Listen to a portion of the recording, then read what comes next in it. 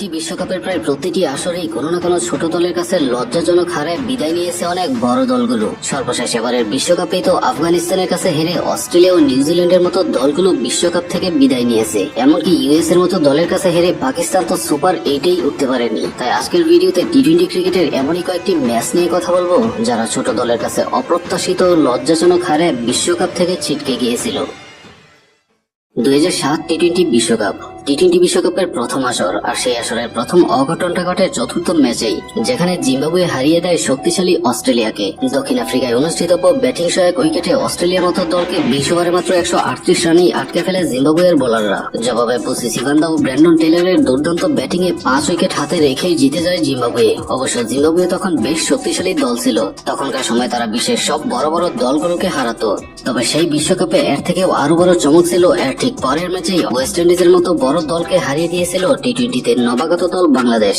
তখনকার সময় তারকা সমৃদ্ধ শক্তিশালী এক দল ওয়েস্ট ইন্ডিজ। তবে সেই ম্যাচে সাকিব আল হাসানের দারুণ বোলিং এ ক্যারিবীয়রা 20 ওভারে মাত্র 164 রান করেছিল।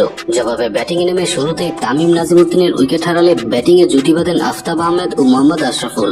আর সেদিন আশরাফুলের ব্যাটিং তাণ্ডব ক্যারিবীয় বোলারদের অসহায় করেছিল। তখনকার সময় প্রায় 226 স্ট্রাইক রেটে মাত্র 27 বলে 61 রানের এক তাণ্ডব ইনিংস খেলে 6 উইকেট হাতে রেখেই ম্যাচ জিতে যায় বাংলাদেশ, যা তখনকার সময় ক্রিকেট বিশ্বে আলোড়ন ফেলেছিল। এবং শেষ পর্যন্ত ওয়েস্ট ইন্ডিজ প্রথম রাউন্ডেই বাদ পড়ে বিশ্বকাপ থেকে বিদায় নেয়।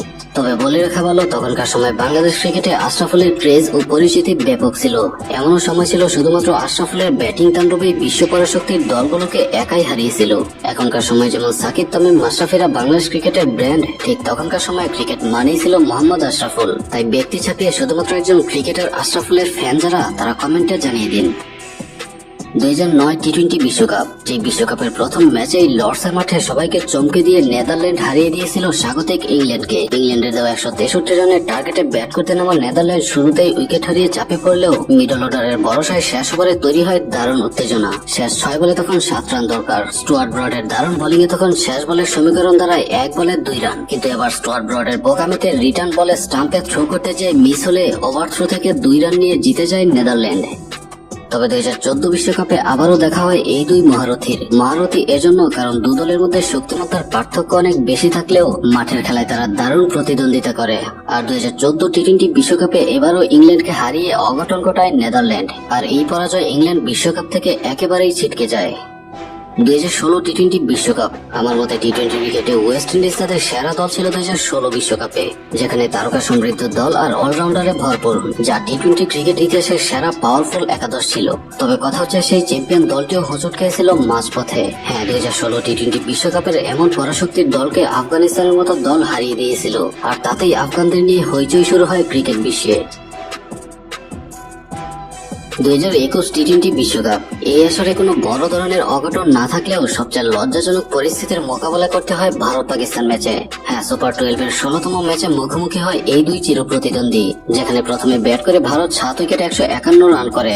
জবাবে পাকিস্তান বিনা উইকেটেই মাত্র 17.5 ওভারে ম্যাচটি জিতে যায়। আর সেখানেই লজ্জাজনক পরিস্থিতিতে পড়ে ভারত, কারণ বিশ্ব ক্রিকেটের সবচেয়ে সেরা বোলার থাকা সত্ত্বেও জসপ্রীত বুমরাহ, মোহাম্মদ শামি, ভুবনেশ্বর কুমার, জাদেজার মতো বোলাররা সেদিন এই রানকে ডিফেন্ড করা তো দূরের কথা, সামান্যতম চাপেও ফেলতে পারেনি পাকিস্তানকে।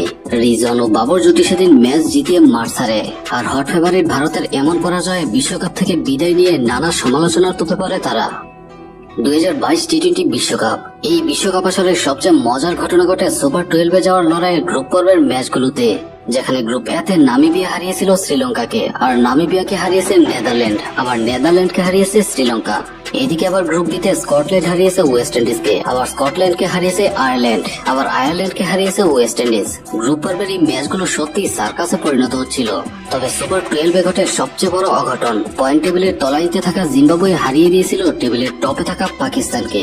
জিম্বাবুয়ে 131 রানের টার্গেট দিয়েও মাত্র 1 রানে হারিয়েছিল পাকিস্তানকে, যা ছিল আসলে টপ অব দ্য মোমেন্ট।